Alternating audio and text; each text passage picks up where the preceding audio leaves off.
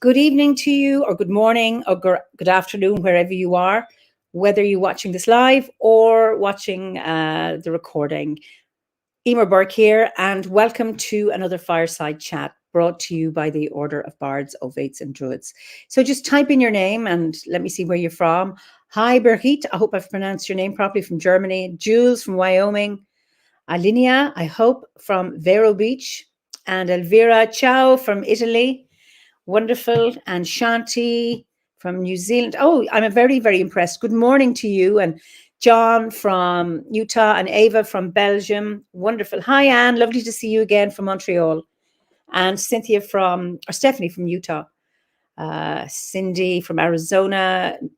Another person from New Zealand. Wonderful. Bill from Michigan. Hi, Marjolaine. How are you? Lovely to see you here. And Jennifer, lovely to see you too. So Cornelia from Vienna, and Dania from Athens, beautiful. So hi, Lisa from Washington, and Sarah from Essex. And Jennifer's from Sussex, but from Ireland, really. So wonderful to see you all. So I was away last week, so I had a recorded conversation with Art Scarborough from Baton Rouge in Louisiana. So it's lovely to be back live again and to be able to see your comments while we're having this interview, because I always welcome your questions, your feedback, and it feels that you're part of the conversation as well. So let me introduce you to my guest this evening. We're going to France, and I want to welcome Harriet Sams. You're so welcome to this fireside chat, Harriet. Hello, it's lovely to be here. So obviously people will know from where are you, but you're not from there. So just tell us a little bit about yourself. Yeah, so I'm in France, and we moved from the north of England about 18 months ago, just after the first lockdown in Britain.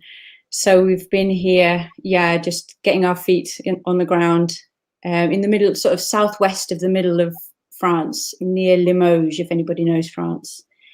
That's where we live right now. Okay, and what brought you to France from the UK? It's a few push and a few pull factors, just like anything really.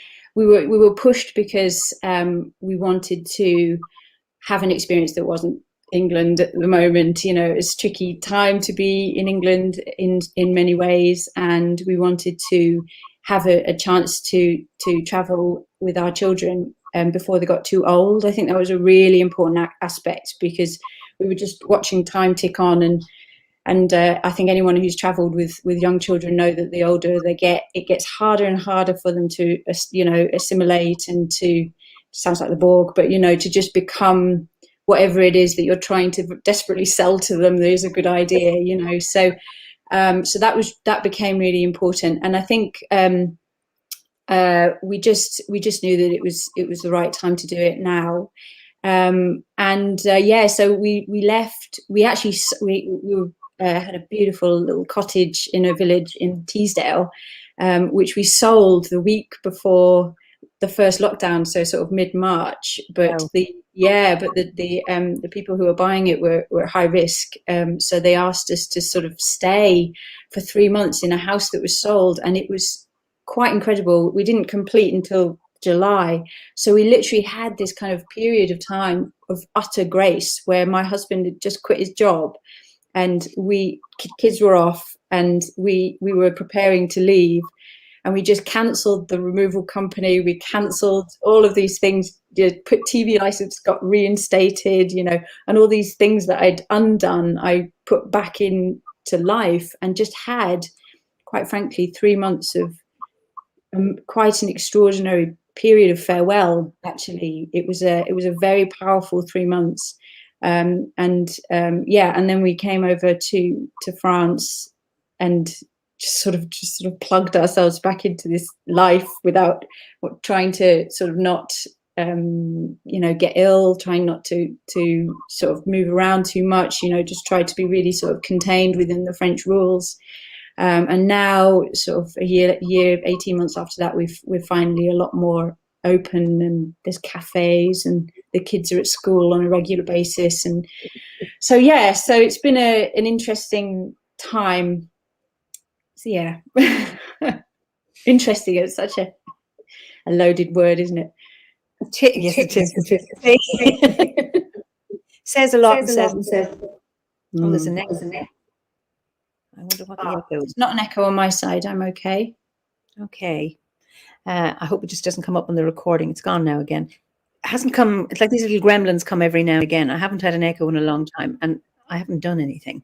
Anyway, so what's your landscape like where you are?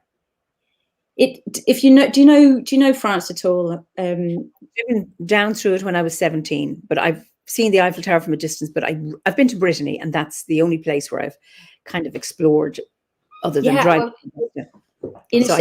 In a strange way, geologically, I think it's similar to Brittany, because there's a seam of granite that sort of starts in the Massif Central where all the volcanoes were, and then it sort of makes a teardrop shape all the way northwest and it ends in Brittany. So it's like this sort of teardrop. So we're on the granite of the Massif Central. Everything's rock solid.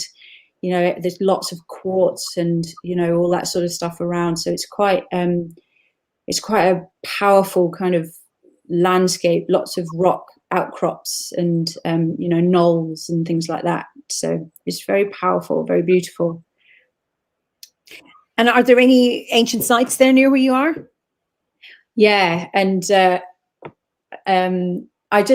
think this is really important to me, actually. It's interesting that you're sort of asking me straight away, because my work, I'm an archaeologist, and I spent a long time being a prehistoric archaeologist, and my big thing coming from the north of England was all of the sort of megalithic sites and the stone circles and all of those sort of powerful places.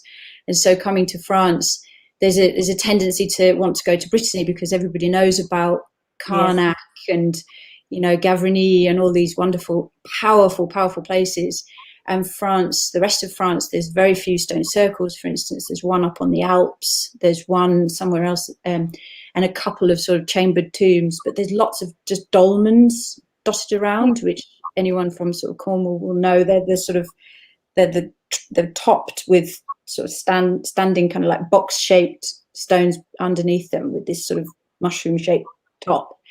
Which would have had a big cairn of stones over the top. So there's quite a few of those kind of dotted around. And there's one 600 meters from my house. Ooh. I know.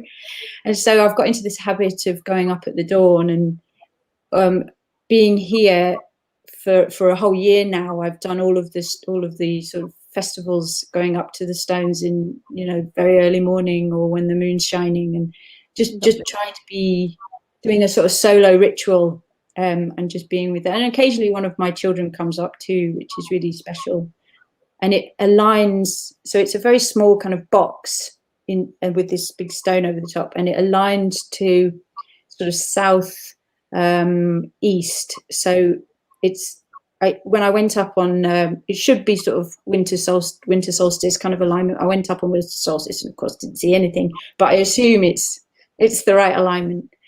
So yeah, it's they're there. They're not as flashy. They're not as you know, well kept as maybe in Britain and Ireland. We're used to really quite beautifully kept sites to visit. So there's not so many of those around, but they're there if you hunt. And it's a lot of it's about sort of making friends with local landowners and just sort of waving the archaeology pass and saying, "Can I go and commune with the ancestors, please?" You know. It's interesting. You say you wave the archaeologist pass and not the Druid pass. I'm just curious. Well, that's interesting because I think I'm still a little bit shy about that at the moment, and I'm just trying to work out the kind of landscape of French spirituality. There are definitely Druids around, and I'm very glad to have met, you know, in email groups and joined their kind of sort of virtual connections with Danny and people like that. However, on the ground, it's kind of either secular or Catholic, I think, at the moment. And, you know, so I'm sort of gently feeling my way in. But interesting that there's that kind of Druidic, ritualistic, cultural aspect of how I watch how people do things. So everybody has pumpkin patches, and they love giving them away. They give them to children and things like that. So there's this kind of it's Halloween, but it's still their version of trying to give something to people, and still it feels quite sort of connected to that aspect of like reverence for the living, or and in the sense that we're going to become ancestors in our own time, kind of thing. But things like they'll put a candle in the windowsill at Christmas Eve, and that's for their dead to know that they're thinking of them on Christmas Eve, and little things like that, which I think are really quite beautiful. The tradition in Ireland was to light the way for Jesus to be born, to welcome, because it was celebrating his birthday. But we also, and then at Samhain, we always have candles in the window to remember the ancestors.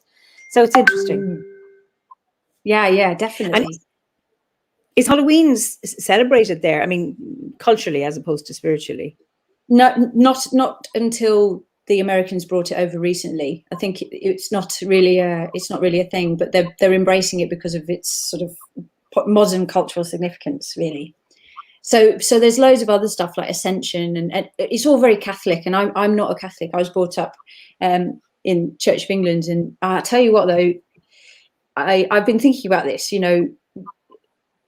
How I was brought up and what kind of things I can say about myself. But I actually think that my vicar, he was called Alan Thornhill, and during the war and after the war, he was a playwright in Broadway, and he had this beautiful American wife called Barbara, and she used to make these amazing chocolate brownies.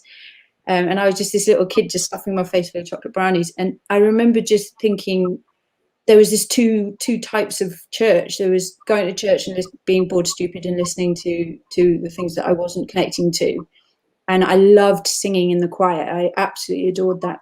But then occasionally we would go around to the Thornhills to be babysat, or they would come to us and babysit. And we would watch his videos of his plays that he'd written, on Broadway and things like this. And I just remember just feeling like this isn't church. This isn't like, do as you're told and all this. This is really spiritual. He's a spiritual guide, and looking back, I think actually he probably had a hunch that I wasn't going to be a very good Christian, but I had a deep connection to spirit, and he sort of connected. I think he connected to that.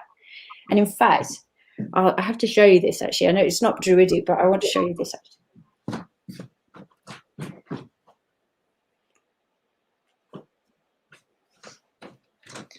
We left his place, his parish, and then he died about 6 months later, which I didn't realise until recently. But he gave me this, which is a little oak. It's a little oak Virgin Mary. Wow. In a little case.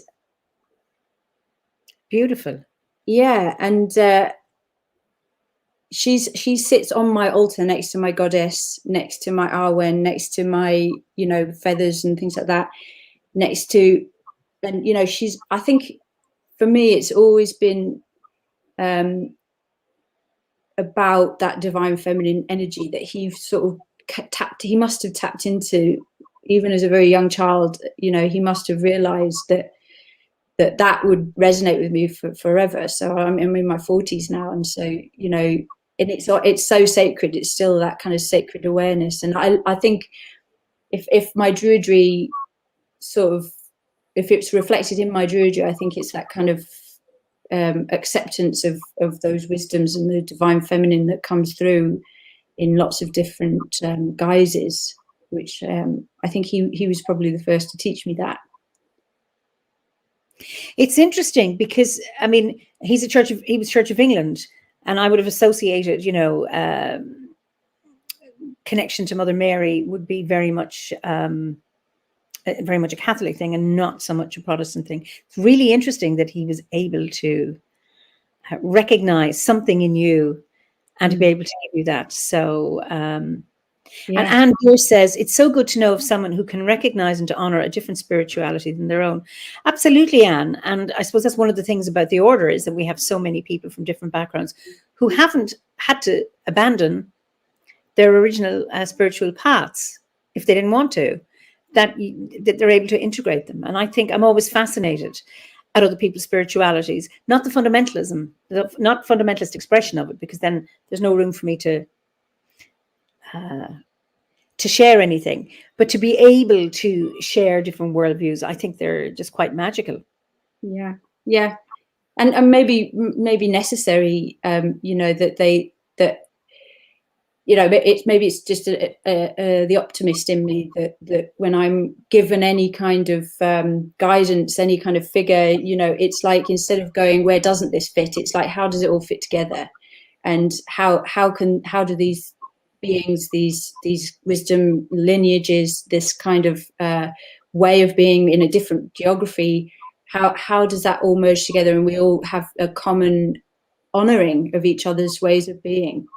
So I think that's why it's on my altar. I think it's not I'm not a Christian, and I'm okay with that, but yeah, the divine feminine and the Mother Mary and all of that sort of thing. Oh yeah, that's very precious, very precious.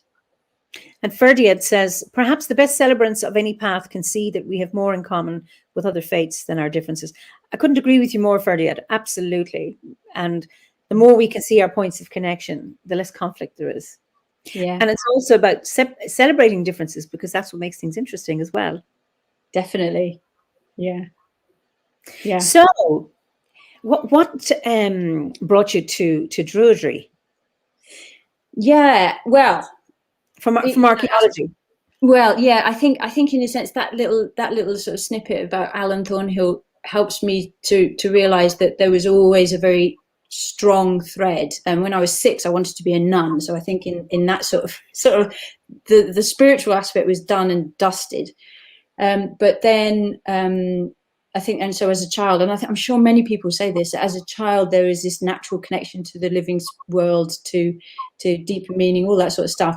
But I think for me, I wanted to be an archaeologist because when I was 10, we went to the British Museum, and I just was like, wow, this is amazing. I want to do this for a job. I want to just dig up stuff. I want to really just explore the world. But also, I think on a deeper level, it really just made sense to me that there was stuff waiting to be found in the landscape, and that the landscape itself holds the key to understanding of on a human level, on a earth-based connection level. And so I became a prehistoric archaeologist, studied at Glasgow Uni, and dug in Ireland for 3 years, actually, on the N1, which is now the N1, around Drogheda. Oh, did you? Yeah. And so I was really sort of, it's like looking back, I think, wow, I just went into Newgrange, as you do.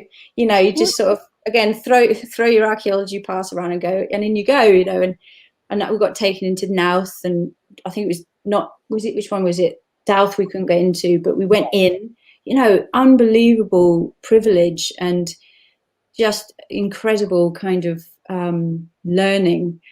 And so I think also, I knew that I wanted to study, and that what I wanted to study was connected to unraveling the whole connection and disconnection, and what was needed for us to really return to roots.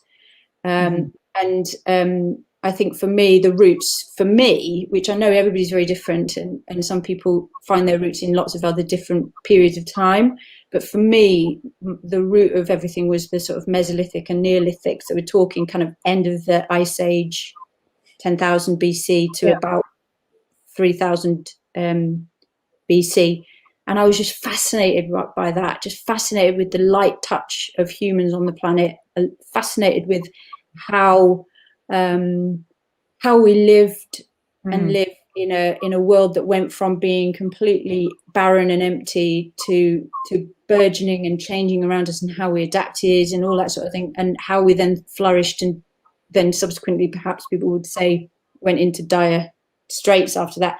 But that seemed to me just so fascinating to know how if and when that happens, what can we learn, and what is it that we need to relearn? And so I studied that, and then I worked in Ireland, and then interestingly, I think I just got really jaded with the whole commercial archaeology. I'd turn up at 8 o'clock in the morning, and there'd just be noisy diggers and beeping and dust in the summer, and loads of mud in the winter, and everything was stripped back. So it was not a single blade of grass. It was just stripped, barren wasteland, which we excavated. And then the moment we excavated it, they would then pour the foundations for the houses, So I was digging in 2000, 2001, 2003, which was the Celtic Tiger time, where it was just like housing estate, shopping centre, new train stations, so we would just be literally a week ahead of the builders. Okay. And it just became so it was still beautiful archaeology, really finding amazing burials and houses and all sorts. But I became very disillusioned with the fact that I was part of this kind of development. I didn't want to be developing. I wanted to be retaining and feeling the magic. A sense of colluding with it. Yeah. So and when you were so you do the dig, and then record everything you saw, document everything, and then it's covered up. Yeah, so this is maybe a little bit technical, but when you strip the whole of the topsoil, so all of the grass goes, and that's going to be, say, I don't know, a 10-acre field, which is going to have 20 houses on it. You strip the entire thing, and then you map what's there. So there might be ditches and graves and all that sort of stuff. And so by law, you have to take the graves up, but everything else, if you've got an agreement, you only have to take 10% of what you see. So you take so if there's 100 meters of a ditch, you just take 10 meters of it in little slots, like meter here, meter here, meter here, and you go down. And so you're only really ever taking 10% of a site, and you then record as best you can. Obviously retain what you take, which then gets recorded and then put into Dublin Museum or something usually. And then unfortunately the way it is the houses then come in and get built, and that's the way it is. And I'm not a purist. I understand that, we can't just dig into pure earth. We have to recognize that we're going to be reliving on old ground, and that's the way it is. But there is something quite heartbreaking in a way about having to say goodbye to your own heritage, to say off you go, thanks for giving me this moment of connection. And I can't tell you, when you occasionally, like for instance, digging if you've got any Irish people listening, there's which you probably will, there's just past Drogheda as you're going north, there's the slip road that goes up on, I think it's the first exit after Drogheda, and I was digging on that bit, and we found a Neolithic settlement for about the same age as Newgrange, so we're talking around about the same kind of period of time, and there were hearths that had been left. So what they'd done was they'd cook on a pot. The pot would be full of food, and then it would break. And then what they'd do is they actually leave it in the hearth and then use another pot, which would break. And so you get this kind of these hearths that have just got quite a lot of broken pot inside, and they just get blacker and blacker and blacker. And so I was digging one of these, and I had that moment of just direct connection to the person who was kneeling by that fire cooking. It was like 5,000 years had gone by in a day. It was really powerful. So those kind of moments really do happen. Like time travel, I've time traveled, it's true. Wonderful. Alinia says there's some comfort in archaeological digs that what we relive above is the same as our ancestors did. They also rebuilt homes above each other too. Rebuild. Yeah. Yeah, and I think towns are a perfect example of that. You know, that we're many layers above where it all began. You know, and that's the way it is. And I think that's just so evocative and powerful, definitely. But what turned me to the Druid path, I think, was eventually, yeah, it was a few things. There was a hare that came to visit me when I was digging. I was digging a woman, and a Bronze Age burial just outside Laytown, if you know Laytown, yeah, north of Balbriggan.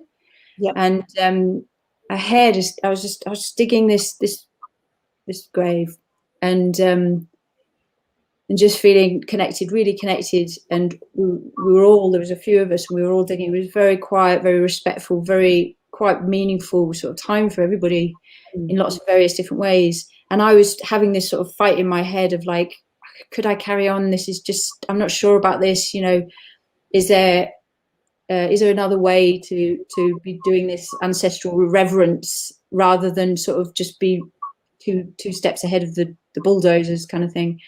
And this hare just came into my peripheral vision on the right hand side. She just looked across this barren sort of land that had been stripped back. And I looked at her, or maybe it was a boy, I don't know. And I looked at her, and she just looked at me. She had her paw up. I'll never forget it. I've got it like seared into my head. And she just had her paw up, and she just looked at me. And I just sort of sat back on my hunches and just was like, okay. And then she just sort of twitched her nose and just lolloped off into the next field, which was just a farmer's field. And I just sort of sat there going, okay, it's time to go. It's time to go. Yeah. And that was the first beginnings of all of this. And then Druidry OBOD was just one day. It was just like, okay, I've been an archaeologist for a long time now, and I know that there's more to all that I know, that archaeology is not giving me. You know, commercial archaeology, field archaeology is one part, big, important part of getting connected to the earth. But there's much more that's just not being spoken.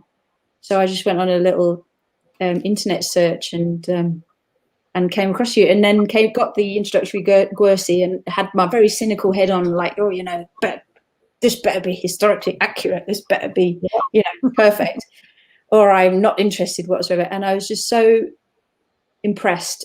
And I felt really like, yeah, homecoming feeling. I know everybody says it, but it was like, this is just really right. This feels really honorable. It feels really honest. It feels authentic. It feels really connected. And so I signed up, and the rest is history.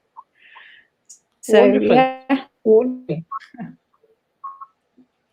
So when you left your art, then say that again. Sorry, you just dropped out there. There was a bit of an echo. So when you left archaeology, where did you go? So I then left Ireland and went to sort of travel around and just get my head together. And then I strangely became a probation officer in West Yorkshire, as you do. Well, basically, it was a convenience thing. I signed up to a recruitment company, and they put me in a probation service in Leeds, and I just sort of then got trained and became a probation officer for sort of low to medium risk offenders, which was brilliant. Actually, it was probably just what I needed, because it was just like really back into, like, you know, I've been out there in the ancestors, and, you know, all of that kind of, the dead are dead, and I'm sort of voyeuristically looking at what's remaining. But this was like right there, really active, really helping. Hopefully, I hope I was helpful, but really sort of just connecting to the here and now, and the sociology of place. And I learned so much. I got brilliantly trained, brilliantly supervised, compassionately, really learned how to deal with it. And then went to live in New Zealand to do it in New Zealand for a year. Yeah, and in Lower Hutt. So I was at the corrections office in Lower Hutt. But by then, the power of the call of Europe was really strong, actually. So I came back and went back into archaeology for a bit. Okay. Yeah, so it was really strong. I think, yeah, and it still is. And then I was made redundant. I'm sort of telling you my life history, Eimear, but I was. I hope people aren't falling asleep. It's really hard to keep up, actually, honestly. But I've just been. Then I was made redundant when I was pregnant, actually, with my first child, and then had to sort of then be quite adaptive, and got trained as a teacher and was teaching Italian first off at adult ed in a school in Carlisle, and that was really fantastic. It really taught me how to teach. Okay. But then I asked them, I said, can I teach archaeology? Because although, yes, I do know Italian and I'm, happy to teach Italian, my real love is ancestors archaeology, prehistoric archaeology. And they let me do that. So I put together a 10-week course for adult ed. Ooh, lovely. Yeah. And I was just fully immersed in going around. It was in the north, it was for Cumbria in the north of England, and I just went around, took loads of photos, and just put together this course. So yeah,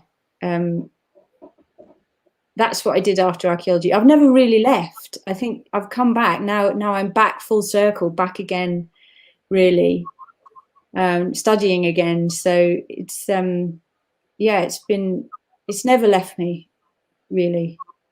So it's about either navigating or negotiating a different relationship to archaeology to the one that you had originally.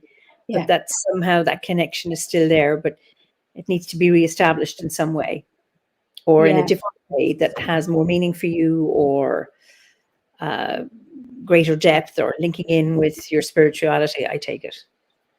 I think that's the key for me now, and I sometimes pinch myself because I'm now teaching or facilitating or, running things which are heritage connected, earth-based spirituality connected. That's what I do.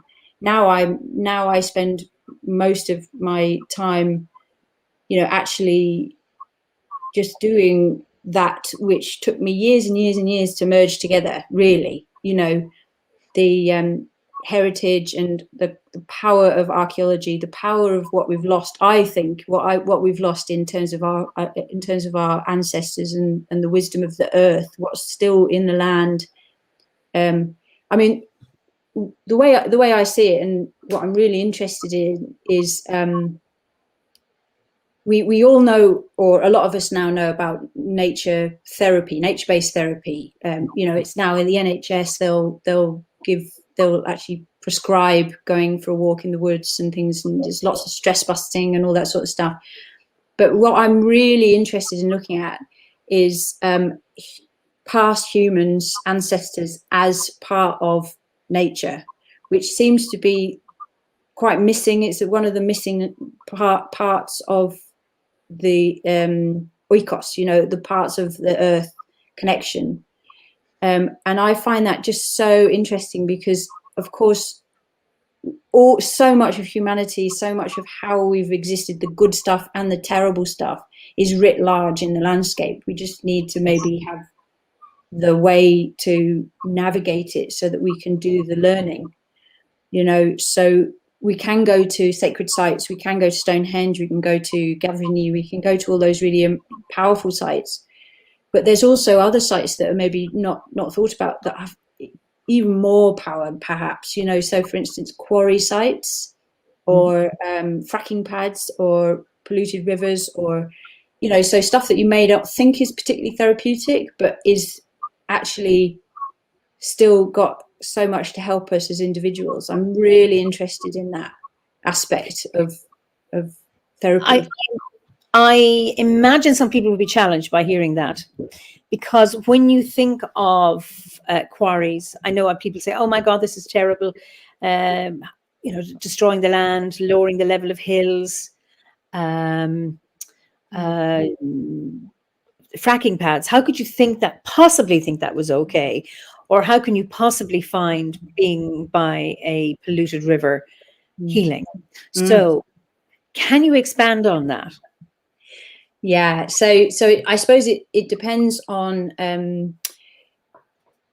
on the way that we see healing, I suppose, as well, and also it depends very much on what we as individuals need, so there's the way we could maybe say it is the earth can reflect back like a mirror, something that actually helps us heal, because it's not very pretty and it's not easy, it's quite challenging.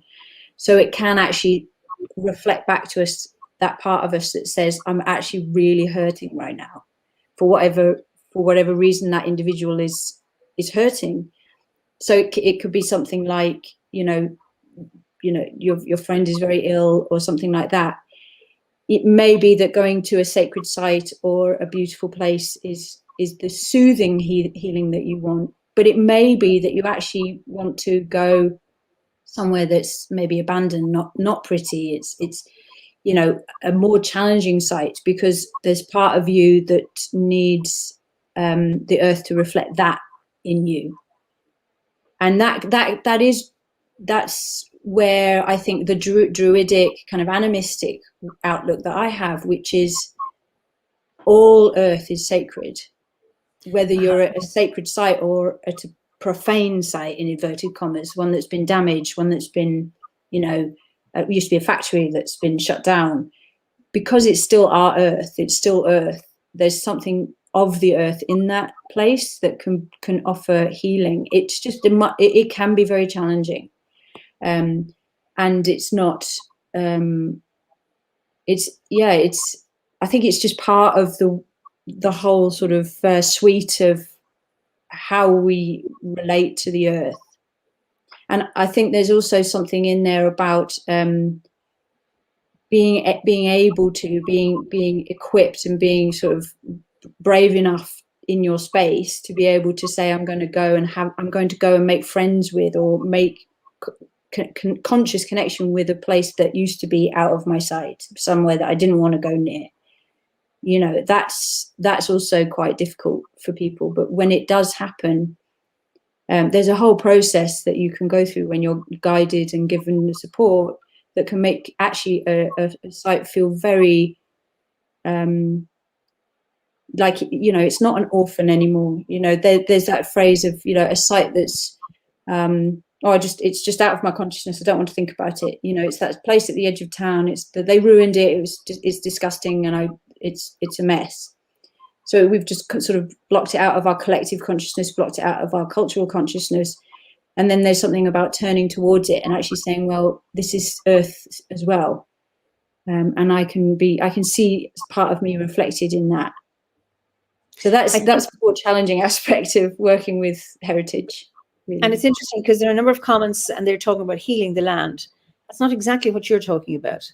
You're talking about being healed by these places that appear damaged, sore, no longer beautiful. Mm-hmm. And then somebody recognizes the concept of radical joy for hard times by Trevor Johnson. Mm-hmm. So do you want to speak a bit more about that? Because that's the challenge, where some people can go and say, we're going to heal the landscape because it's been ruined. And that's not what you're saying. Not that we don't heal the landscape. That's not, but that it's about how we find healing in places that are no longer seen as places of beauty. That there is a big challenge for many people, I imagine. Yeah, but I don't think that they're unrelated. So I'll sort of explain that. So when there's somewhere really obvious that needs our direct help, for instance, when the Sheffield trees were being felled, activism was what we really needed, but we also needed sort of hearts and ritual and belonging to the trees, and the trees belong to us, and we're going to tell you about it. We're going to create this kind of reciprocal relationship between what's going to be damaged and the human experience of that. And that was really obvious. It was like on people's streets, but there's a lot of sites that don't have that kind of connection.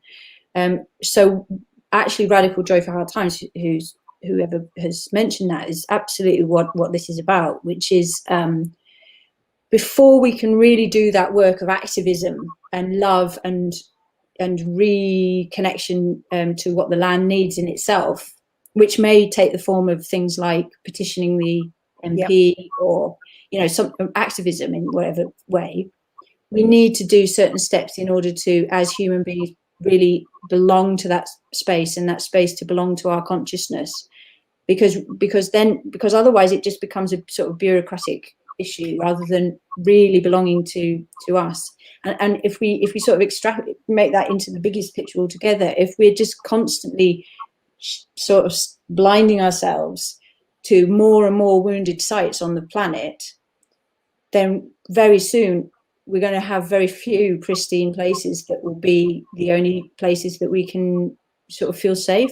So there's actually a sort of a really important aspect to it, which is to make sure that we don't lose these beautiful places. They're no longer orphaned from our consciousness. They are absolutely fully in our consciousness. It can be very difficult. But as I said, there's charities already doing that kind of thing. Because if I think, in terms of the people in my own life, the people who've become sick, who are old, no longer healthy, I know when my husband was dying, I stayed with him. It wasn't that he's no longer the man he's not the man I married, therefore I can't bear to look. It was like I still loved him right till the very end, and still do. And it's that you stay with people even if they have lost a limb, or they've now got scars. You don't say, I can no longer be with you because you're no longer beautiful. Why should we do that to the landscape? But we need to grieve then. It's that when you see the pain, I suppose the most damage I see is when the planted forests are cut down. We have a lot of monoculture pines grown here in Ireland that wreak a lot of havoc. And then when they're cut down, and to watch how ugly it is, and that always pains me. And I remember a few years ago, I was driving on the M6, and the motorway towards Galway, and I was passing through the Midlands, where I come from, where most of the bog is, and it's been, most of the turf, the peat has been harvested. And to my joy, to see, because it's been left, all the native trees that have come back. And that's what I loved. It was like, it does recover. And I thought that was really, really important. Sherry says, yes, we need to embrace all aspects of how to help and most beneficial ways to help natural species, natural places. I recently spent 36 hours with a dying whale on the beach where I live. Yes, I saw your post, Sherry, and that must have been really, really painful. But the gift is to stay with the dying whale. Or to stay with the place and finding some connection or love or joy within that. I think that is beautiful. Then this Te Aroha says something. Being First Nations, everything speaks, whether we're physically there or not. They're just as they are. The ancestor stories we feel through us as we walk the earth or travel in it. The stories play like movies telling their journeys. Thank you. Yeah. And I think that's it, that there's so many stories. I mean, I'll give you an example. There was a woman I worked with on one of the projects that I did, who undertook a sort of attending to a wounded landscape, which was the back of the docks in Bristol. So not the kind of nice sort of esplanade where all the cafes are and everything, but the back bit. Because she had Irish ancestry of the workers who'd come over, who'd dug out all of this mess and all of this tidal mud, and people had died, and there's absolutely no recollection or sort of plaque or anything to say that, however many of these men were here doing this work. And she spent about a month connecting to that place, and it was just such a beautiful process for her, because it was, and she didn't realize, she sort of had a hunch. She'd lived in the area a long time. She knew that there was a backstory, a little bit of a backstory, but when she actually went to the place that was not singing and dancing, that wasn't sort of waving the whole, like, this is our heritage, this is, perfect version of it. It was her heritage. And it was messy, and it was dirty, and it was forgotten, and it had weeds all over it, and tidal mud, and everything was falling. and she just had this massive personal transformation in that experience. And I think that there's so many stories that we as human beings can really benefit from if we turn toward the messy side of our heritage as well, the difficult side of our heritage, the crap that we've done to one another, to the land, to actually bear witness to how many stories there are, and that we carry them on, that we carry them on. And I think that last comment is sort of really holding something inside me, which is the idea that if we like, for instance, if there's that old asbestos factory at the edge of the town that hasn't been used for 30 years and is just covered in weeds, if it may be that it will just be sold to someone and it will be developed and it will just be another corporate sort of headache, but if and we may never sort of influence what happens to it, that's not the outcome that we anticipate. But if we as individuals have gone and we have connected and we've noticed the type of flowers that are growing through the cracks in the concrete, or we've noticed just a kestrel that's taking nesting, or just these little things, the story that then subsequently unfolds is also part of our own story, and that's very important sort of social magic, I think, in a way. We're sort of making a connection to all of our landscape, and I think more. It's funny because as I said at the beginning, I started off being a prehistoric archaeologist and being really interested in that sort of period, and almost kind of protectionist about, like, what is it about the very ancient archaeology that is speaking to me. And now I'm sort of just talking to you, I'm just suddenly realizing that if there's one thing that they did, it was direct connection with their landscape. It was exactly them on the land. And maybe this is exactly the same. It's like you go to these sites with nothing, just you, maybe a group of friends. You go and you see that place for exactly as it is. And that's really kind of as simple as it must have been in the Neolithic time. You just turn up, you rock up, you feel the landscape, and you become a belonging member of it. Yeah. So maybe there's some. It just struck me when you think of different. Oh, there's an echo. Anyway, when you think of people living in different climates, I mean, I love the climate here in Ireland. It's temperate. It was the first cold day today, but it was still fresh. I can get that beautiful fresh air, and I love how mild it is. And then there are other people who live in deserts, and others live in, extreme winters, extreme summers, and people adjust to the landscape they're in. Mm-hmm. And it's about, okay, I live in this environment and I accept it. So like people living in cities love their cities. Mm-hmm. And then others living in very remote areas love that too. Not everybody can love it, but it's about being able to accept it as it is. If there's anything to be changed, yes, but also to really, really engage with it as it is. Yeah. On the micro as well as the macro. I love that, just the paying attention. And I think the Druidic path is all about that, isn't it? Slow down, breathe into your landscape, pay attention. What colors are around you? What's the smells around you? Notice the tracks in the grass, And I think that you can even do that in a city. You can do that in a sort of suburb that's up and coming. You can do it in the old, medieval quarter, where it doesn't really matter, and it's not about judging. It's about noticing that you're just sort of part of this sort of fleeting belonging, that this place is going to carry on in some way after you. And there's just something very. I think, for me, it's about just really breathing into those micro little noticings and paying attention.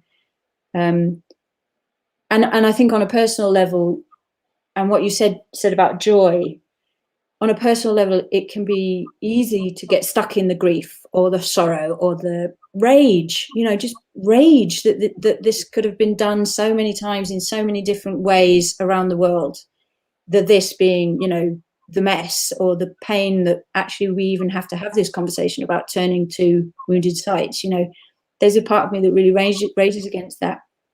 But when I go to a site like that, when I go to, places broken or fallen or dangerous, the inquiry and the paying attention and just the slowing down moves me into love, and then sometimes even into joy, real, like, wow, there's a kestrel up there, oh my goodness, or I never knew that there was this little pool that's got frogs in it, or it's like if we just give ourselves the chance, we can really step into something truly joyous, and we need that. I think. And it's the sitting still and spotting it. Was it Julia says, being a Londoner, you have to work harder to notice the little things around us.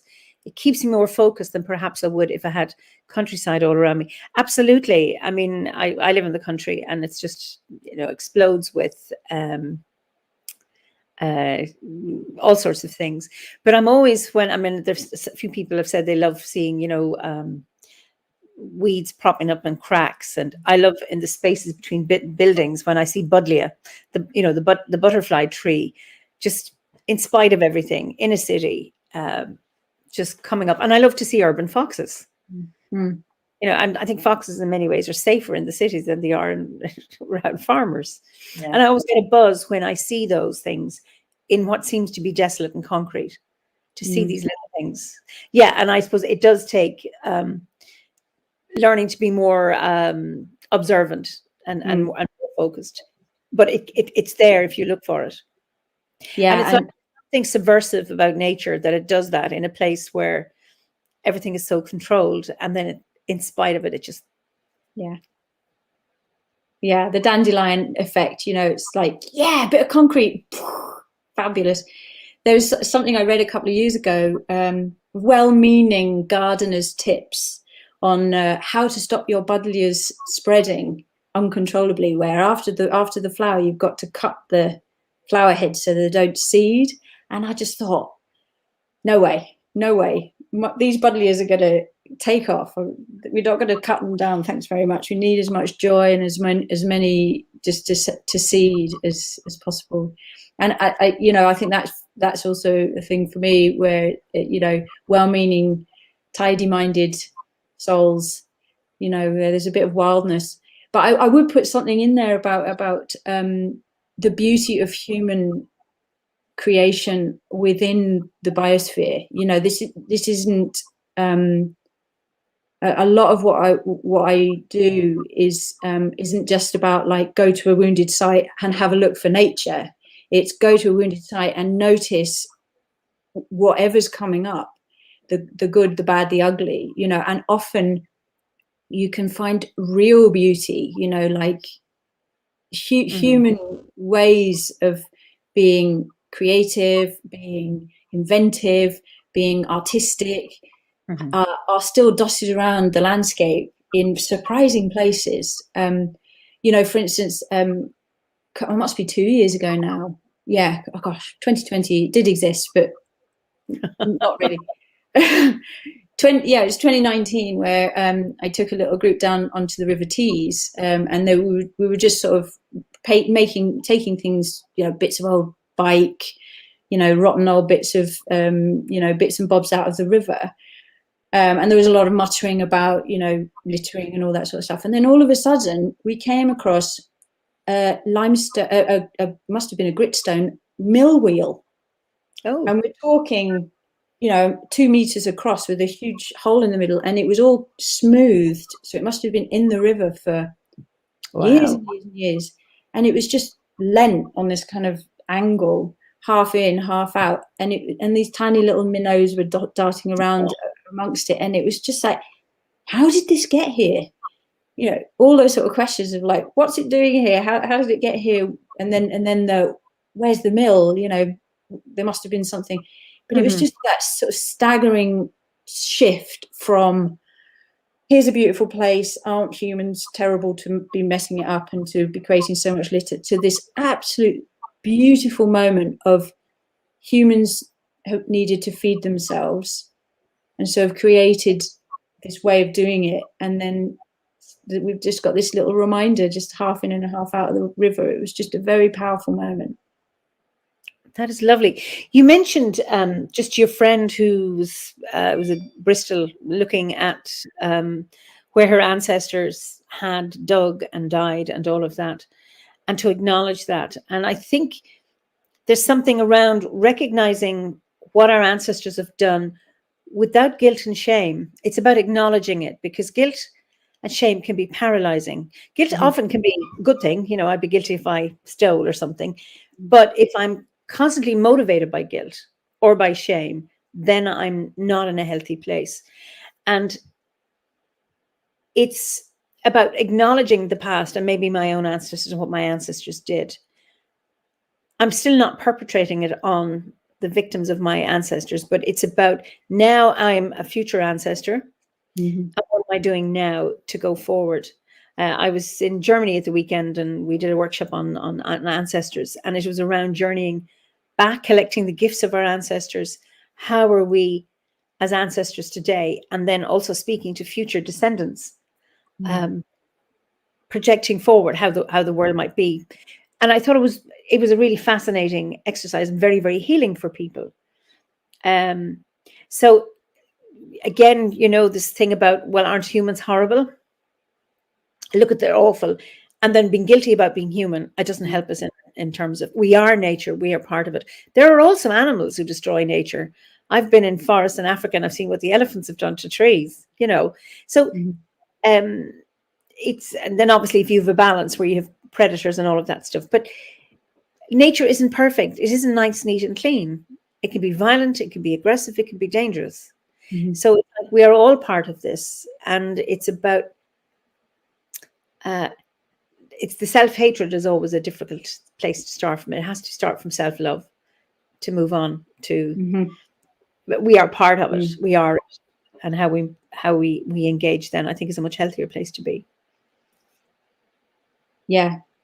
And I think it was Michael Mead, who's one of my favorite people to listen to right now, but he said about that sort of guilt and sort of what can feel like, you know, my heritage, my everything that you know I'm now awakening to is paralyzing me in this kind of sense of like guilt, and it's important to sort of stay with it, and that sort of sense of like, I'm not moving anywhere because I'm immersed in it. But at some point, the paralysis has to shift. Yeah. And that movement through is where not only do you heal yourself and then become of use because you've been sat in that paralysis for a moment, for a time, and really felt what you needed to feel, but then you start moving. And what's so beautiful is really when we can move into and beyond that paralysis, we can then be of help to other people. And that for me is the big thing, you know. And I think that really that's what the earth is teaching me, which is, you know, there's all of this kind of in the record, it's in the archaeological record, it's on the earth, it recorded for us to bear witness to it. Everything, all the stuff that our ancestors has done pretty much is there to see writ large on the landscape, the good stuff and the terrible stuff, and some of the stuff that's still not healed, you know, really open wounds, you know. So it's like we've got this chance right now, collectively, personally, to step towards that and be in that space, in that kind of, you know, that icky place, that powerful place, that hurt place, and then move through and then be of some sort of service so that we can be good ancestors. And that's pretty that's sort of how it feels right now for me, I suppose. And the work that I do with Radical Joy for Hard Times is really pivotal with that at the moment. Really powerful. So Healing Art says beyond the paralysis. I'm taking that one with me this evening. So, oh, good. Yeah. So just Blake has something to say. I think that with all the aggression, violence, peace, joy, and all that is in nature, balance is always what we'd like. When things get out of, whoops, I've lost him now. Sorry about this. When things get out of balance, it's when we find real problems begin to start. However, that has just been my observation, and things are far more diverse and complicated than one's person's observations. So, thanks for that, Blake. What are you doing now? And maybe it's time to mention your project. Yeah. Well, I think since the latest IPCC report, which is the International Panel on Climate Change, which is scientists who get together on a regular basis and give a report about the state of the Earth. And there was one in July that basically said, it's time to act. Things are really bad for a lot of people. A lot of different species are under extreme stress. And the planetary systems are under extreme stress, and it's time to do something about it. And since then, it's felt really right and proper that a space is held for people, members especially, of the order who maybe want to have a space that they can talk about their own direct experiences of what's going on, the climate problems, the biodiversity losses that they're experiencing, or any kind of system stresses that they're experiencing. And by that I mean floods, droughts, the fires, and also COVID as well, which is another thing that perhaps we can at some point look at as part of the collective. So we're setting up a monthly listening circle through OBOD for members, if it's the sort of thing that would be what you'd like to do. And it's really just a listening space where, imagine that we're in a cafe. It's going to be online, but it's very much just like popping into a cafe for an hour and talking to people who will just listen. And if that sounds like something that people would want to do, you're absolutely more than welcome to come. And it's going to be every first Wednesday of the month at 7 o'clock Universal Time, which is 7 o'clock British time, 7 o'clock Irish time, 8 o'clock Central European time, and 2 o'clock Eastern time in America, which I hope will help orientate people towards the time. And it's really just a practice in having whoever wishes to use that space and be heard, and to connect to other people who are going through things in the globe, because we are such a global membership. You're most welcome to bring what it is that's in you right now that needs to be heard. And we'll have a few facilitators and volunteers who will be there to just encourage you to speak and to be heard. So I hope that you can come along. That'd be very good. So they can get the details on the OBOD members page, Facebook page, and through the message board. Isn't that it? That's right. Yeah.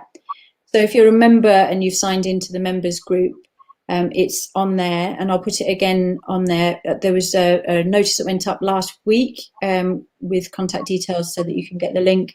The link won't be on open social media. You'll have to ask specifically for it, so that we ensure that it's actually going to be a space for people who really would love to practice that kind of listening for one another and to be heard.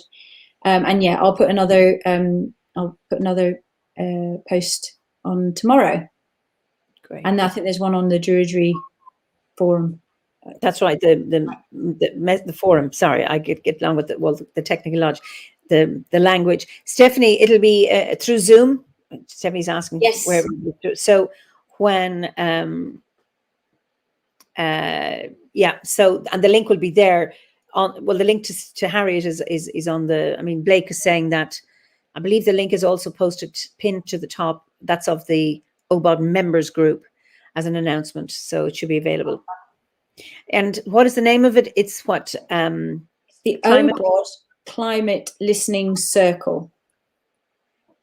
And we just sort of imagine that we've got a room in the back of a cafe and we've got hot chocolates and herbal teas and we're just sitting around, and it's just, just tell me, how do you feel right now? What's going on for you? What was it like being in the fires in Australia?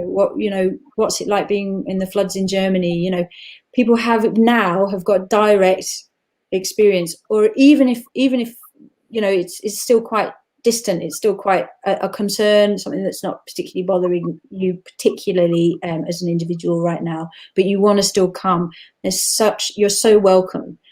And if you've only just recently started hearing about the climate problems in the last few months, you're most welcome. If you are a long-standing activist, environmentalist, climate scientist, and you also want to come and be heard, you're also most welcome.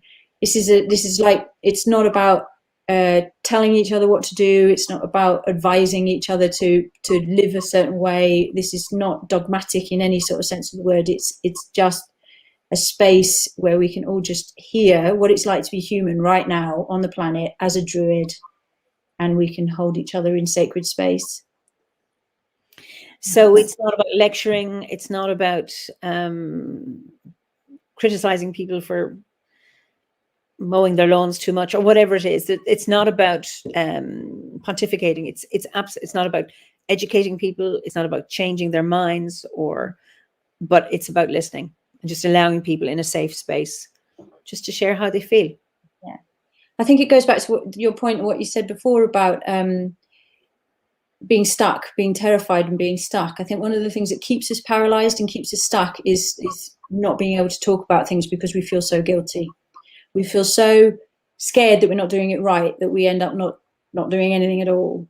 And so this space is really designed to sort of say, we're in the not knowing. We're in the space of not knowing. We're in the space where all of the stuff we got told in the 80s and 90s about recycling and about carbon footprint in the noughties, all of that stuff is now perhaps way beyond us, or we need some, another way of looking at our lives, or even we're just completely brand new to all of this, and none of it is going to be judged. It's all about just finding that space inside us and guiding each other through it, being held by the fact that we are sharing our earth-based spirituality. I think that's the key that kind of threads us all together in a way. It's beautiful. So we look forward to that. So that'll be the 3rd of, am I right? The 3rd of November, which is the first Wednesday of November at 7 p.m. Yeah. I used to call it GMT, and then nobody told me it had changed to Universal Time. And then I was doing that, and then I realized, oh no, that Universal Time stays static. And then in the summer we go to British Summertime or Irish Summertime. So by the time it happens, it'll be back to Universal Time again, because the clocks go back, or whatever it is this weekend. Everything changes again.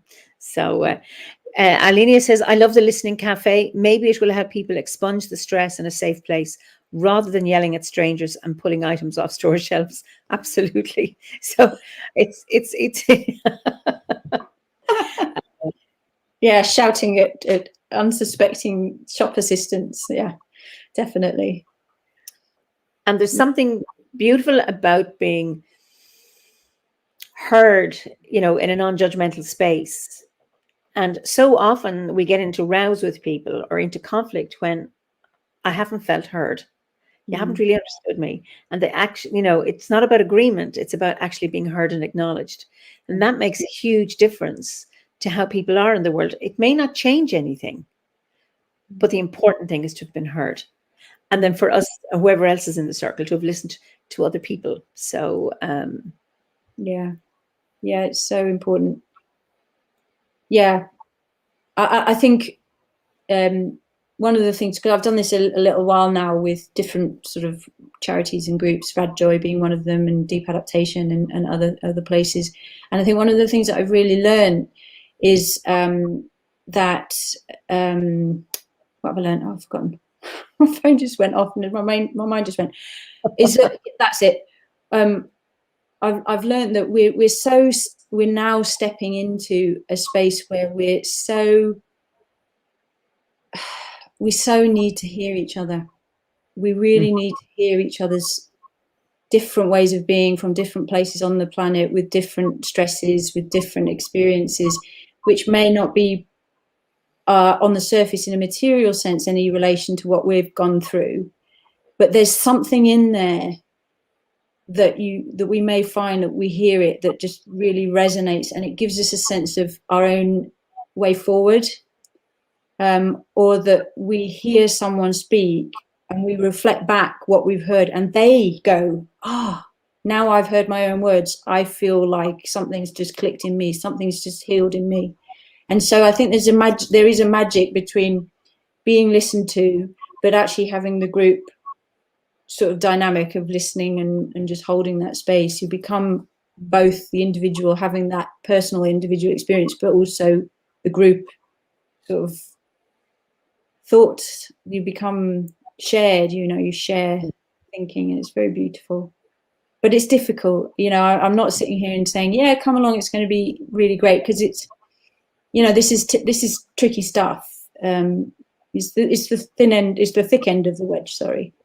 And it's where I suppose, going back to my own sort of Druidic practice and my own earth-based spirituality, in those many, many years of walking the land and speaking to the ancestors and lying in kists and being connected, it could have been easy to perhaps just become a guide and take people around stone circles and tell stories and keep my hand in occasionally with archaeology, but it's like actually what we really need, and what we as living ancestors really need is to do the sort of more difficult, dirty work. I think it's really important now.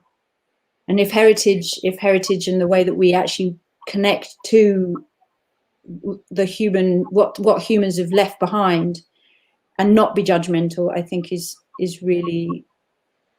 potentially really important. Jules says, exactly, it's quite difficult being an empath and not to be able to be proactive in these situations. Perhaps, like you'd said, it will help us to heal by this connection. I think so. And then Aqua says, connectivity in an unconditional way is something we could benefit from. Let the healing begin. I'll try to come. Thanks, my ladies. Donna. Yeah, and I think that's absolutely, you're spot on. Just something, you've frozen. Are you still there? Oh, you are. Okay. You mentioned deep. I'm still here. You're right. You mentioned just through, I think you've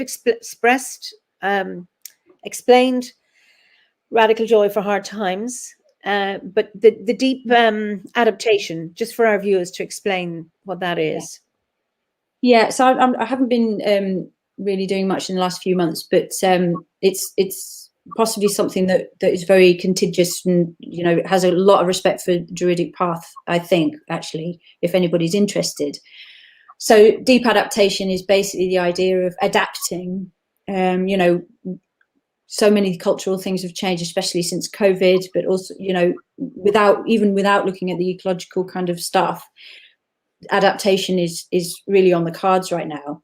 And deep adaptation looks essentially at 4 R's, which are, what do we need to relinquish? What are we still holding on to in our culture that's just no longer going to serve us, or is fading away, and we just can't let go? What is it that we really need to let go of? What is it that we really need to restore, which could be really quite obvious, things like the Amazon basin, we need to restore biodiversity, all those sort of things. But there's also sort of the more subtle things that we need to restore. Is it that we need to reconcile? So that's a long list. And the other one is, I always forget what the 4th one is: relinquishment, restoration. Restore. I can't remember. It'll come back to me. if somebody's got Google or Ecosia there and just put it into the chat, that would be really helpful. Just 4 R's. And so basically we can, guide ourselves, guide our family, guide our community, to just start to look at the givens in a different way. That we can look at, the way that we think of our food production, for instance. What is it within those the framework of those 4 R's? What is it that we can sort of maybe do differently about the way we produce food? What about the way we produce our clothes? What about the way we educate ourselves? Or, all of those sort of things. So there's lots of applications for deep adaptation. Reconciliation. Yeah. Reconciliation, restoration. I've only got 2 now. I can't remember. Relinquishing first. Yeah. This is great, because you had it a few minutes ago. And then somebody says reduce, reuse, recycle, restore. Not quite that one, but similar. Yeah. Similar. It's really interesting, that notion of relinquishing. And it's a bit like the life, death, rebirth cycle, that often we have to relinquish something in order to gain something else. That if there's 2 things, something has to be relinquished in order to take on. And it's that allowing ourselves that space to let go and trust that something else, that relinquishing doesn't mean abandoning ourselves, that it's creating space for a new way of looking. Yeah. There's a wonderful Quaker little history note, where I think it was William Penn would go to Quakers with the sword by his side, because in his day it was a status symbol to have a sword wherever you went, carried a sword. And the Quakers were obviously pacifists, and they didn't want to have any kind of weaponry, and also they didn't approve of, or even now people don't have social status as such. Everybody's equal, and so he would come to Quaker meeting with this sword, and he said to somebody, "I just can't get rid of it yet. It means too much to me." And she said to him, "Wear it as long as you can." And, so he just went, okay, nobody's going to force me. Nobody's going to tell me to relinquish this. I know the kind of expectations, when I'm ready and when I can no longer wear it, then I'll take it off. And I really love that kind of softly approach. I really hope, and, I pray to the goddess that we have time to take a gentle approach towards relinquishment. I think, part of me, that grief-filled part of me, feels that we haven't got much time. But I think that the softly approach to wearing our culture, wearing our way of being as long as we can, for us, if I do put myself into the future and I think of myself as an older, I'm dead and I'm an ancestor, and I think we know those people, or I haven't got that choice. I've just got to relinquish it. How would I feel if it was taken from me? But maybe I've got the chance right now to go through that process of wearing it as long as I can, and then gently letting it go with the appropriate rituals, the appropriate, as you say, initiation into whatever's coming next. Maybe we need to start rituals of relinquishment. That could be quite. That's right. And resilience is the 4th one. That's Healing it. Heart. Google. Thank you very much for that. There's something around, I know when there's things I can relinquish, if I have time to prepare. It's something, if something's wrenched from me suddenly, then I'm in shock.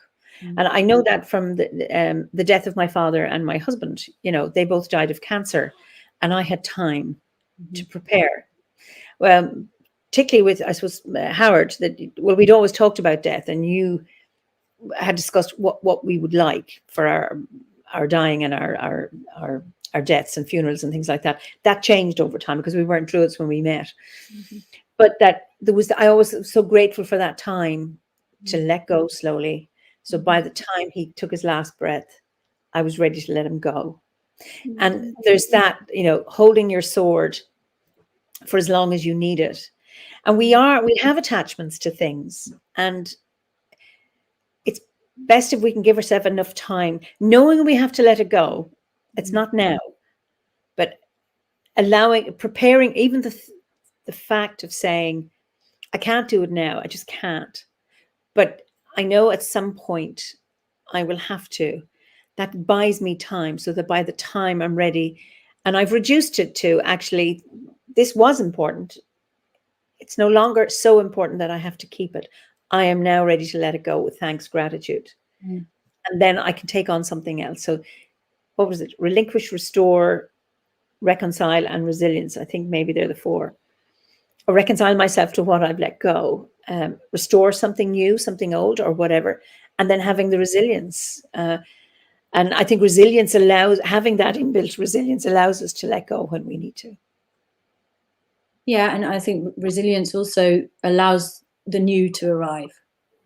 That for me is the hope. That for me is the what next, which I find so beautiful. And I think from an archaeological point of view, I often think about these kind of moments in our history that are just, they're fact. The collapse of the Roman Empire, all of these different things where people had to very quickly change suddenly. Life doesn't stop. There is an ongoing beautiful journey still to be had. That without a shadow of a doubt, it will just look possibly radically different and feel very radically different, with different languages and even different, evolution for, long enough down the line. There's such a powerful story still to be told. And I think each one of us has to, we're in, for me, I would speak of this as a sort of European, very much aware of what I'm talking about in this sort of time frame of my life. I've had a very, very comfortable life, where we've all assumed, I've assumed that things are just great, everything's great, and world wars were blips, and subjugation and colonization was just sort of something that got done, and it's like, actually, the human story is full of resilience and reconciliation and relinquishments. And so I suppose perhaps this is just old rope, it's stuff that we have to learn because I have to learn because I've been so comfortable. But I'm deeply honored to my ancestors that I feel a little bit more well equipped to be ready. And a lot of people haven't, but I have had that. I've been able to have that career, that kind of way of looking at the world. So I do feel, change in the wind. I always see it. I've seen it in the historical record, in the archaeological record, and I know it's kind of coming. And I think it's just, as you say, just being prepared for the time. And interestingly, you can tell when you dig a site, you can tell how they left. So if it's a homestead, you can tell whether there was they left in a hurry, because you'll find a lot of personal little belongings, like little spindle whorls and bowls, and it will be quite a rich space because they've just literally dropped everything and run. And often that you can actually historically link that to a battle in the area or whatever. So you can actually see in the archaeological record when people have just had to just drop everything and go. And then you can see the other end where you see people, where you just excavate an empty ruin. There's nothing in it. People have taken the time to collect everything, and then they've gone on their way to their life wherever it is. And I think that sort of truth is still exists. I mean, that is still human, that's human possibility, is it not? You know, that may happen again. And yeah, that's very that's where perhaps I think the deep adaptation sits with archaeology, for me. You know, that it's sort of archaeology in process, perhaps. I was in Munster. Munster.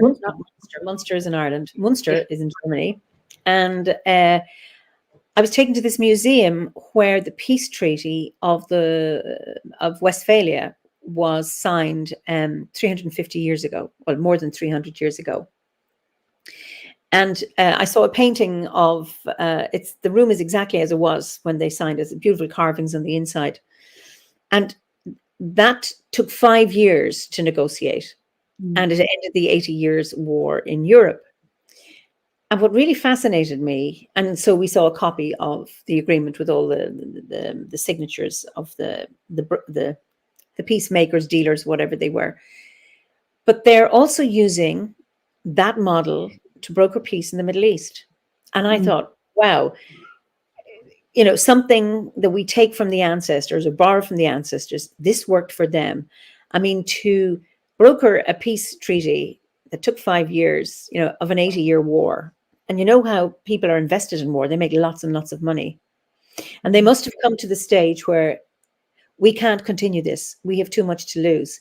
And also that always happens when on either side of a conflict, when they both realize we can't continue this, we're losing too much.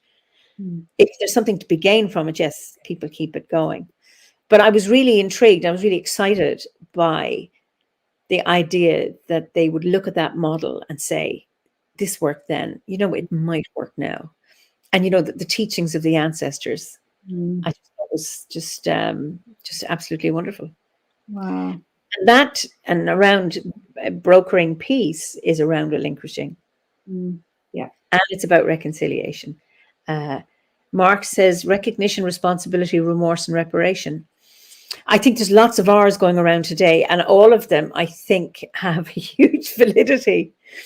But to relinquish what my hold on, whatever it is I'm holding on, and then restoring peace or restoring goodwill, and then resilience to continue, and reconciliation. Yeah. Yeah. Beautiful. Definitely. But it's not easy, and it's an ongoing thing. And I think, you know, going back to the sort of the group that we're going to put together, where all of this can come up, and we can do these things in our own lives and as a collective. It's just giving that safe space to be able to open up these kind of conversations and just see what comes out. Space. Absolutely. Going. I love that. Yeah. So you're you've gone through all the whole journey of Druidry, and you are a storyteller. Yeah. Well, this is, again, you know, here I am. This is the thing I always say to people: never be guilty about, never feel guilty, never put a caveat on your achievements. But I do it instantly because I think to myself, oh, I'm not an artist. I'm not a this. I'm not a writer. I'm not that. But actually, one of the greatest truths and one of the greatest gifts of the whole course was the Bardic course for me, because I really did connect to something very, very powerful. And in fact, I'm just going to show you, I started doing something called sumie pen drawing, which is a Japanese kind of pen drawing with a black pen, and I learned how to do it. And it's super druidic, because you walk the land, and then whatever's taking your attention, you sit with it. You ask it, do you want me to draw you? And they say yes, or, you know, go away or whatever. But, you know, if they say yes, you draw them. And then you return back to consciousness with that place, and then you write whatever it is, free writing that place has told you. So I went from literally not knowing how to draw at all to suddenly deciding that I had to draw every single feather that I ever, where is it? So I started drawing feathers. Ooh. And I know. know. I just love it. It's very meditative for me, and I just really enjoy it. And I do all sorts of. They look like two physical feathers, but they're not. One is the physical feathers, but they're not. One is the platform, who's the drawing. Yeah, so one's the feather and one's the drawing. There's the shadow. Beautiful. There you go. And and then teasel for me was a really important plant during my ovate grade. So I love teasel. I'll just take any chance to sit with teasel. So yeah, so that was just really wonderful. I was just really grateful to the bardic grade to actually give me the ability to draw. And then I just suddenly thought, yes, well, we have got rituals of relinquishment, because I think it's in the ovate grade. Is it where I don't want to? Yeah, you can't say it. Not allowed. Okay. Yes. Okay. Not loud. Okay. So anyway, I'm going to tell you a story, because I do a lot of sort of non-fiction academic writing, and occasionally I tell a story. So I'm going to tell you a story. And it's kind of a journey with some magic in it. And anyway, sit back, everybody. You can just sit back, close your eyes, and just imagine that somebody's reading you a story, which is me. It's called A Story, imaginatively. Dawn had broken somewhere, but not here under the unbroken blanket of cloud. The wind wheeled the crows high and scattered them in the sky, and the overgrown wisteria knocked against the window of their bedroom. The letterbox downstairs whistled occasionally. They lay in bed, cosy under the thick duvet. The dog needs a walk before you go to work.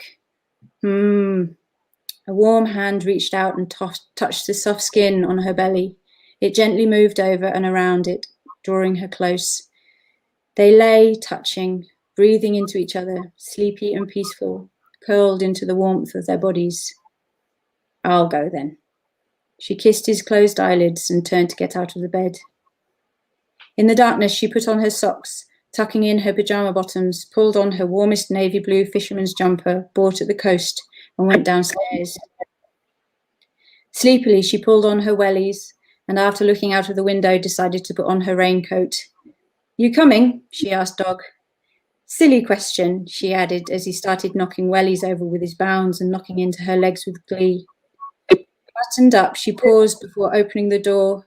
The doorway from hearth to elements was clear today.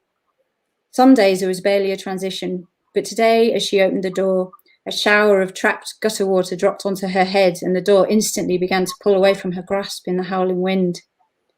Some edges are pretty sharp, aren't they? She grinned at Dog. He bounded off in hot pursuit of a phantom cat. Shutting the door, she turned and gave herself to the day. The wind was blustery and noisy. The rain had already told her that it was in charge, horizontal and bitter against her skin. Ouch, she muttered as it stung.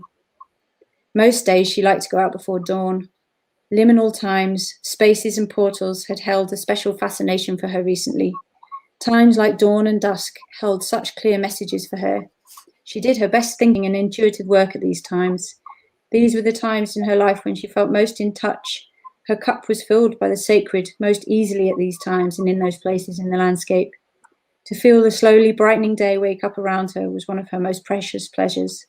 She had missed that time of day, so the messages were much more earthbound, such as, take your waterproof, and be careful in the woods in case you get hit by a falling branch. I must fix that gutter, she muttered to herself. The chickens, awake and out of their house, were wet, bedraggled and fussy. She threw some crusts over the high fence to them and said good morning. Why do they insist on staying outdoors on days like this, she wondered. Creatures are such calm creatures. Chickens are such calm creatures. They'd been a domesticated species for thousands of years. They're distant relatives of the European pheasants that had been brought over by the Romans, but had existed for a very long time before that in far Asian forest birds. When she was pregnant, she had loved to spend her days around the chickens, cleaning out their house, pottering, giving them scraps, or during the long, heavy summer months, just sitting in a sunny spot in their enclosure, her and Dog, watching them. Sometimes one would come and peck her bare toes and she would giggle. Even with thick wellies on, they still came and pecked at them. I really love you girls, she said. She meant it. The family had long taken chickens in that had been farmed in battery farms, living in cages the size of a sheet of printed paper in artificial light. When they came to her, they were bald, emaciated, and terrified. Some chickens died within days of being exposed to pathogens in the soil. Some took weeks, if not all their lives, to return from that place of terror they'd been trapped in, pecking each other, fearful of humans and very scared.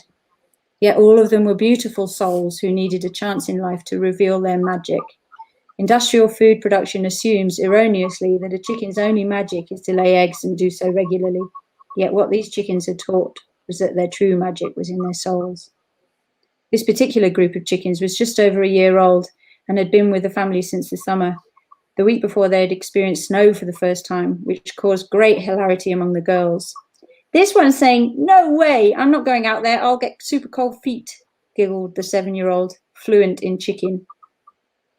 One ran out into it, making a beeline for a tasty morsel, only to find it was a twig kicked up by the dog. She stopped, made a reprimanding "Burk," and turned to peck at the frozen water canister. Peck, peck. Mum got a shovel and smashed the ice as the chicken looked on like a nosy, bossy manager. She smiled as the chicken filled her beak and lifted her head to gurgle the water down her throat. Whatever a chicken does, it does it with completely focused attention, she noticed. It may seem to us a trivial thing to be so focused on, but to a chicken, every single action grips them completely in its magic until it's done, like looking at a twig or drinking water, even picking toes or running after the dog.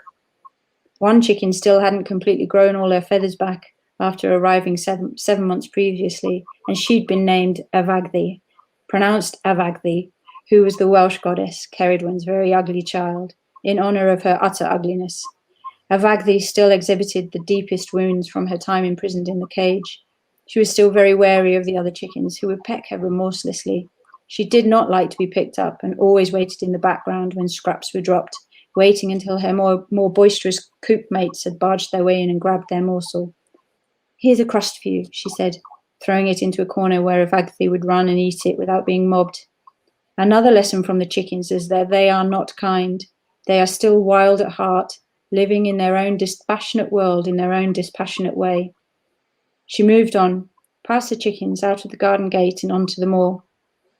Up on the low hill they climbed, battered and stung by the oncoming north wind and rain as they combined to give her a dose of their raw elemental power. Hunched against the dripping rain, she failed completely to stop it going up her sleeves and down into the face opening. Her coat flapped loudly and the rain clattered on the fabric of the hood that her hearing was nearly entirely impaired. Yet something made her stop and turn round. Halfway up the hill, the view was already opening up behind the house. She could see the rooftops of the trees, the glints of the swollen river, and far beyond, the rise of the southern moors. Now the north wind was at her back, trying to push her bodily back down the hill. Yet she stood, braced, poised and alert. Something had caught her attention. Looking out, nothing seemed out of place. The world she knew, her house, the village below where her friends lived, the shop, the little school where her children were all there, laying peacefully in front of her. She turned back around and kept walking. Dog tore around her in wide circles. The top of the hill is marked with a single standing stone. For many years she'd been coming up here to wonder at it. Some say it's a glacial erratic. Some said it once belonged to an entire stone circle, or that it was a way marker for an ancient route across the moors. The wind up here was uninterrupted and fierce. She had to force her way through invisible air to get to the stone. As she always did, she paused, hand outstretched, hovering an inch or so above it. In her mind, she doubted she would feel anything in this howling gale, but it was a ritual she never failed to undertake. When greeting a stone, a tree, an animal, and most certainly a human, it was important to connect to their energy first. Some beings were like open books. She felt their energy waxing and waning as clearly as reading the moon phases. Some took far more time to connect with, and some took forever, much, much longer than the span of her lifetime. This particular stone had taken its time to introduce itself to her, but on one sunny day, in fact when she'd been pregnant with her third child and had been visiting for some time, the stone had responded to her hand hovering there. A warm fuzz emanated from the top of the stone that day, a sensation that wasn't uniform over the entire surface.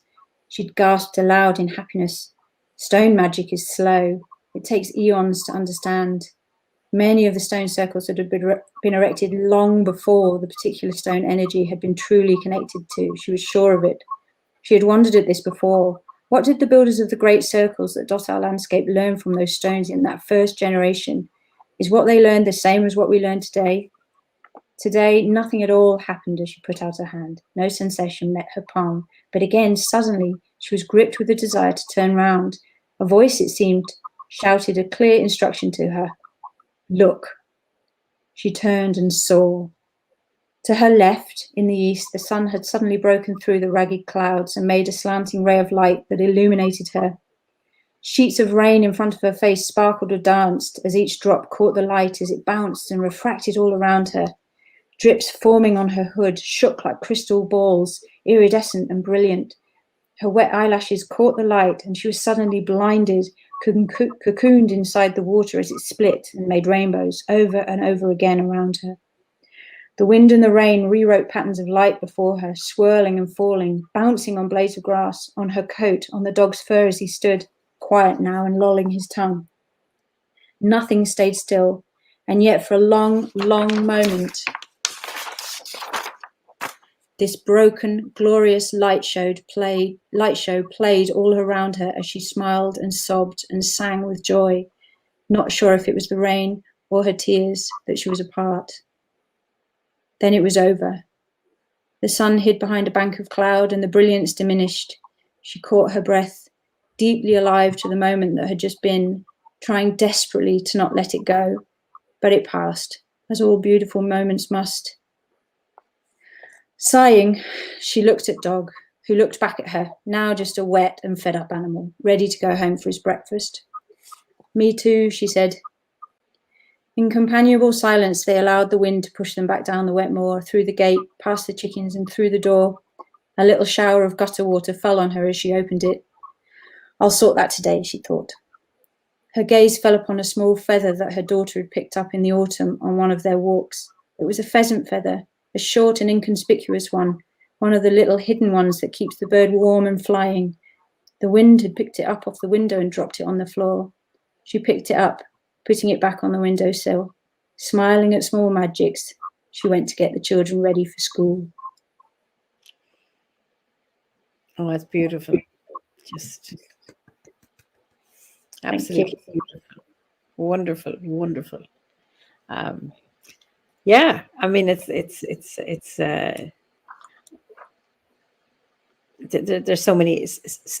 so many parts to that. I just love, your description of the chickens and also, and I suppose it brings back in, how we behave in the world, how traumatized those chickens are when they are rescued. I mean, they're rescue hens, aren't they? To think of that poor featherless chicken, 7 months on, still featherless and nervous with her own kind. And just lovely. It's a lovely, where they can they find some respite in the end. Yeah. I mean, not all chickens like that get rescued, but it's just lovely that in the story that they were there. So there's a lovely, beautiful story. I was so there. Thank you, Harriet. Remarkable story, exceptional storytelling, beautiful story, and lovely read. I appreciated the accompanying sighs and raised eyebrows. So beautiful. Absolutely. It was just, that was so amazing. Oh, I love the story. You're very just we haven't taken the chickens with us. Just to let you know that Vagli is live and well, living in Teesdale, an old neighbour's farm. So she's doing very well, still laying eggs, and she's got all her feathers back. They took a long time, but she did eventually get all her feathers back. So there you go. She was restored. Yes, and she was restored, reconciled herself to her new life, and obviously has displayed lots of resilience. Yes. Yeah. And has released her anxiety. So lovely. And Anne Beer says, so many good leads for further exploration and reflection. Thank you both for a beautiful discussion and a memorable story. It's been a dream. So, what a storytelling gift you have. This is from Jules. I felt caught up in it and part of it. So many blessings in a single morning. This is one from Gabriella. Do we have spells for restoring feathers to chickens? Oh, just time. And then Aqua says, what is the story's title? Can I find that somewhere? Aqua just is not a member and just by chance found this conversation this evening. So she's been commenting a number of times. So thank you. Well, that's I do post things occasionally on my blog, so I don't know whether there's a way of putting that up somewhere. But another thing that I did, sort of the bardic element during lockdown, was I did a poem a day for 60 days. And it's, I don't know, that kind of daily reflection was really, really good. So that's up there as well. So, yeah. What is your blog? I'll just type it in if you tell me. Yeah, I'll just put it, in fact, it's nifray.com. I've just sent it in your chat, so you can just cut and paste that. Okay. Well, let me get back into here. And this will go to all, right. Great. It's very disorganized, and but yeah, do read it and enjoy yourself. It's just a reflection on life over the last few years for me, really. Wonderful. Harriet, we've come to the end of our time, and it's been an absolute joy talking to you. And I mean, there was so much, and I look forward to being there as part of the listening circle. And it's just been wonderful chatting to you.